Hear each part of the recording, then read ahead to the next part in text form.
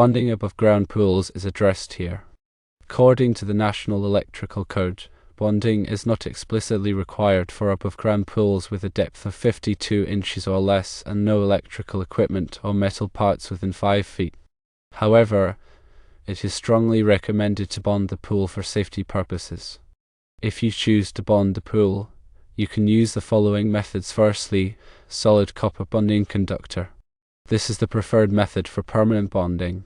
Use a solid copper conductor with a minimum diameter of 8 AWG or larger. Secondly, flexible copper bonding conductor.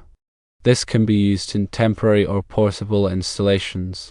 Use a flexible copper conductor with a minimum diameter of 10 AWG or larger. Thirdly, mechanical bonding. This involves tightening a bonding screw or bolt directly into the metal frame of the pool.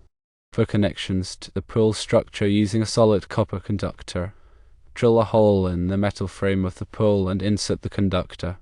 Secure it with a bonding nut and washer. If using a flexible copper conductor, wrap the conductor around the metal frame and secure it with a bonding clamp or screw. For mechanical bonding, thread the bonding screw or bolt into a pre-drilled hole in the metal frame. Bond the pool to a grounding electrode that is in direct contact with the earth, such as a ground rod, grounding plate, or metal water pipe. Use a copper wire with a minimum diameter of 8 AWG for the bonding conductor. In addition to bonding, consider the following safety measures. Install a ground fault circuit interrupter, GFCI, on the circuit that powers the pool pump. Keep all electrical equipment and metal parts away from the pool area. Inspect the pool and electrical equipment regularly for any damage or defects.